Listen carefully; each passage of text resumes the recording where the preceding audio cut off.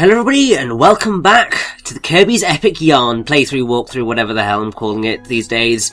I don't really know and I don't really care, cause we now have enough stuff to bring in a new tenant. Which is just going to be really wonderful.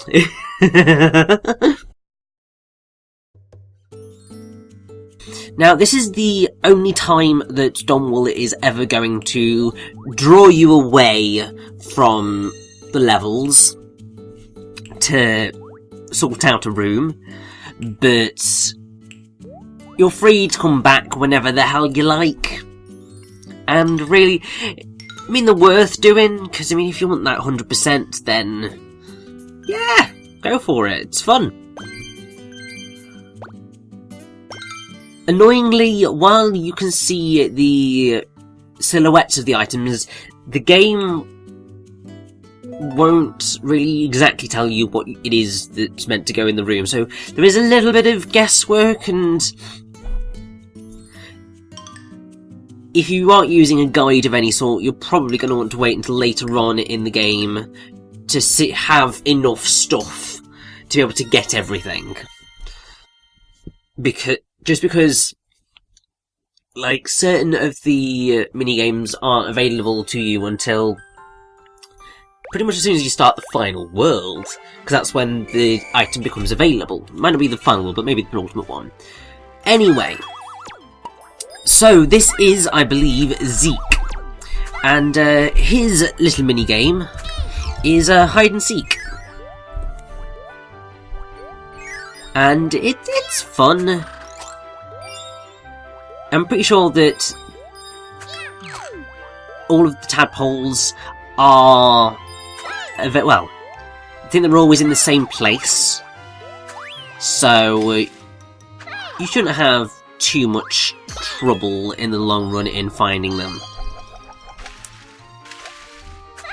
It does become a little bit more complicated when the time frames, like the time limit that you're given, begins to shrink quite dramatically. I think there's one of the minigames which is particularly evil. But ultimately, I think there's 1, 2, 3, 4, 5, 6, 7, 8, 9, 10, 11, 12, 13, 14, 15, 16, 17... It's about 18 Zeke levels for you to have a play around with. Obviously, these will only unlock as soon as you have beaten the level in which it takes place. So you've got to progress pretty much through the entire game before you can complete all of the mini missions that are available to you. So it's a bit mean, but this is essentially where Kirby's Epic Yarn's replay value is, because you can play through the entire game, you can try and get all of the gold medals and get all of the collectibles, and that's the main bit of it all. It's just then you've got all of these extra bits that become the challenge that tries to draw you back in. The only thing is that I don't think that these missions are exactly engaging enough to maintain well, for me at least, to care about trying to do them all. It'd just get that little bit too tedious, especially considering there are certain ones which are, I think, rather horrendously difficult. And considering all you get, really, at the end of it is just the completion factor, it's not quite as worth it as I would have preferred. Anyway, at this point, we now have the furniture shop and the fabric shop available. We have chaise wool and Loomis wool. Because more fabric puns. Yay! So the fabric shop is just to, you know, pick up fabrics for places. Just to do the walls and the floors. Furniture shop is, as you can tell, furniture. Now, after certain levels, certain bits of furniture will become available to you. And that's awesome, but you can just buy everything in one nice big chunk. Something that you're going to actually see right at the end of the playthrough, because why the hell not?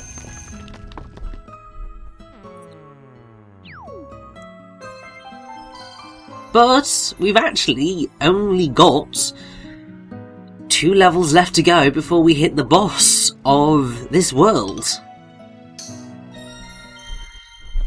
Because, I mean, this is something that I hadn't really noticed with Epic Yarn until I came to record this playthrough. And that's the fact that these worlds are not particularly long in terms of how many levels there are. Because, I mean, I'm pretty used to the very typical 8-level setup for most worlds in video games. It's generally always the case. So it was really kind of just like, oh, we're only doing like 4 bits and then a boss, and then we get some extra ones after that. So most of the worlds peak at, like, there's 7 levels in total, I think, maybe 8, but 2 of them are always extra missions. And I'm pretty sure that world 4, I think, might be world 3. We'll see. But that world has even less levels in it, which is just like, what? It's completely baffling to me. Now, I think what I was trying to do here was I was trying to get the umbrella, because I just thought, oh, I can hop down, and no, unfortunately you cannot. Which is a shame, because that's always been one of my favourite Kirby power-ups, the umbrella, just because it's so adorable. That's pretty much always my thing with Kirby, is if it's cute, that generally does it with me. I'm just like, I am down with this entirely.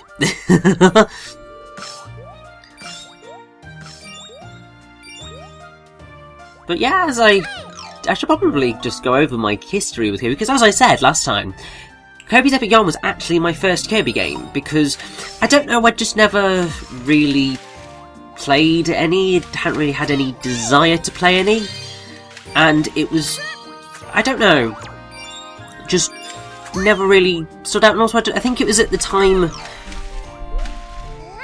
where there weren't really a whole lot of Kirby games coming out, or at least Kirby games that were really there. Because, I mean, yeah, so obviously there's Canvas Curse and Squeak Squad in 2005-2006, then there was Kirby Superstar Ultra in 2008, but so there's like 4 or so years where you've not really got a hugely main Kirby game. Obviously Superstar Ultra is a sort of big one, because it's got loads of stuff to do with Kirby in there. It's a remake of the original Kirby Superstar. So it wasn't until Epic Yarn came out that I got involved, and then the thing is that Kirby is a bit of an odd franchise in that its mainstay games are generally excellent. I mean, Return to Dreamland, which is also known as Kirby's Adventure Wii in Europe, was excellent. Triple Deluxe was also actually excellent, and I suspect Kirby Planet Robobot will also be excellent. But then you've also got the slightly more bizarre Kirby games, like Mass Attack and Kirby and the Rainbow Curse and Canvas Curse and so on. So it's odd, but I've been following Kirby pretty consistently since Epic Yarn. I did manage to play Kirby in the Amazing Mirror, because that was part of the Ambassadors program for the 3DS, and I got that because I got a launch 3DS because I was such a geek, and I was just like, I need this, and then there was absolutely sod all that came out for the system in its first quite a few months. So obviously they did the Ambassadors program to give out free virtual console games that included Game Boy Advance titles, and Amazing Mirror was one of them, and I had a great time. But yeah, Epic Yarn was my first, and even though it's not a typical Kirby experience, I really am very fond of it. And a lot of that is because of its style and also its relaxing pace. I've mentioned it many, many times before in my playthroughs that sometimes having just a nice, slow, relaxing time can be a lot more fun than some of the more action-paced titles. Just because there's less stress, you can just sort of chill, and that's really wonderful to be able to do. And I think because of the way Epic Yarn plays and its sounds, 'cause I mean, this soundtrack is just so relaxing and soothing, I just cannot get enough of it. It's because of the lovely soft pianos and lovely strings, it just works so well. And it's part of the reason why I wasn't too much of a fan of Yoshi's Woolly World. It's a good game, is Yoshi's Woolly World, and obviously built in the same vein. Also developed by Good Feel, obviously. But the problem with Woolly World is that while it was fun and fresh and obviously a very, very, very good Yoshi game, it just felt a little bit dull, I suppose. And I'm trying to go about this diplomatically. It was fun, but it was simple and easy to beat, but it had this awful weird balance between being too easy and yet too difficult. It never really struck the right balance, I feel.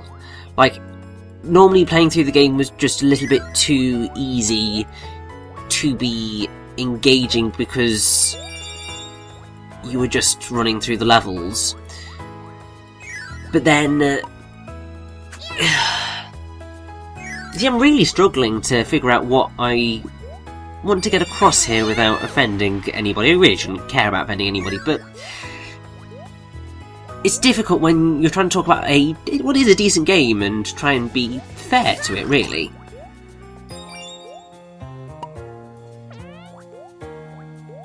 But essentially, the core game was too simple, but then there was far too much when it came to the collectibles, and that side of things dragged the experience down, and that was frustrating. Whereas I think Epic Yarn is contained enough to be able to pull off what it sets out to achieve. The other thing with Woolly World is that it just ends up being a bit too long. Like, I think I spent like about 22 hours on it, and that just, it felt like it started to drag. That was probably because I was trying to, complete it 100%, which is not always the best way to beat games. I prefer doing that. And yeah, having a look at my backloggery, it was 23 hours and 32 minutes to beat Woolly World, whereas Kirby's Epic Yarn sits at about 8 hours. And I think for this type of experience, that's much more suitable. It's not too long, so you're not going to be stuck with it for a huge amount of time. But it doesn't outstay its welcome. And that's the important bit. It gives you a nice, relaxing, chill time whilst it's there, and it doesn't stick around long enough for it to become boring, and I think that's the important thing that makes Epic Yarn what I see to be the better game anyway. Anyway, it's time to fight our first boss, Fangora. Now,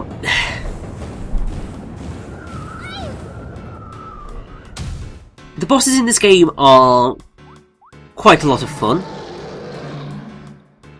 Maybe a little bit simple. The main thing that you want to do is you need to get enough beads throughout the fight to get the patch, because that's how you get the extra levels, and this can be a challenge. I mean, particularly with Fangora. I mean, Fangora's deceptively difficult to get that patch on, because it's very easy to kill Fangora before you've collected all the beads. Now, actually, the name Fangora obviously is derived from Fang, but also it's Angora, which is a type of wool. Because, obviously, we needed more yarn puns. Because why the hell not?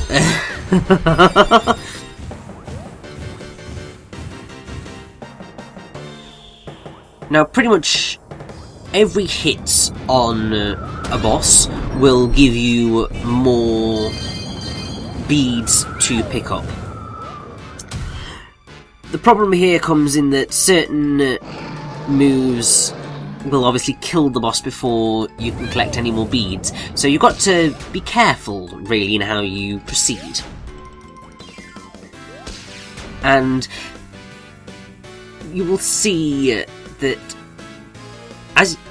I'm waiting for Fangora to try and do the fireball move, because I want to launch that to try and get more beads, try and get as high as possible. But unfortunately, Fangora is a little bit dead, and I didn't get the patch, so I'm gonna have to redo that level. This is something that's going to happen throughout the playthroughs, that certain levels, for whatever reason, either they're actually quite challenging to get the full, get everything in them in one swoop, or I just wasn't particularly good enough at the time. I will then redo the level immediately afterwards so that it's all nice and contained, but we've got another piece of the magic yarn! Yay! The magic yarn shimmered and spiraled and swirled high into the sky.